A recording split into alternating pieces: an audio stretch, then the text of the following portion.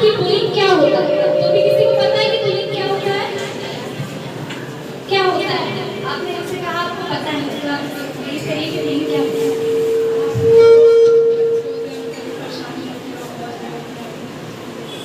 Maggi है, Maggi खिलाई है।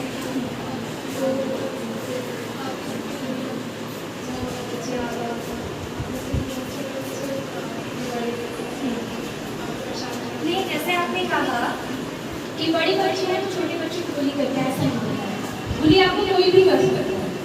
चलिए मैं एक्सप्लेन करती हूँ, ठीक है?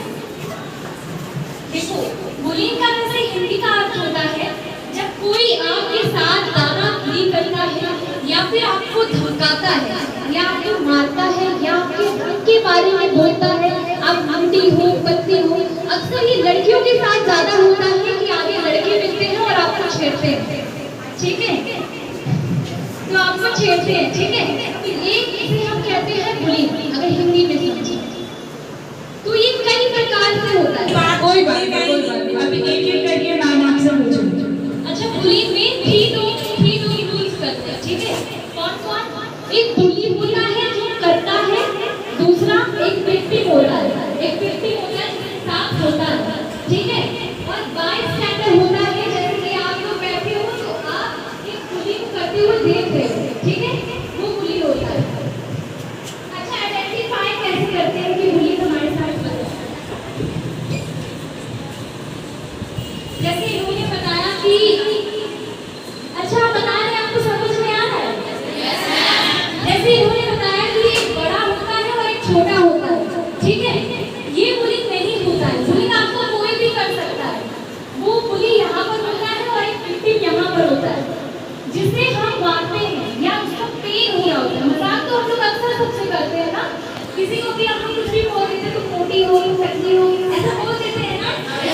तो फिर ये बुलिंग नहीं होता है। अगर सामने वाला बुलिंग कर रहा है और आपको हर्ट हो रहा है, आपको पेन हो रहा है, आपको दर्द हो रहा है, दैट इज बुलिंग, ठीक है? ये बुलिंग है। अच्छा, अब हम जानना चाहते हैं किसी के साथ अभी कोई बुलिंग हुआ है या आपने किया है, तो कोई अपनी कहानी बता सकता है। हैंड रेज करिए, कोई भी पीछे हैंड रेज करिए, किसी के साथ अभी ऐसा कुछ हुआ है? जो बच्चा 9th भी बता सकता है और 11th भी बता सकता है।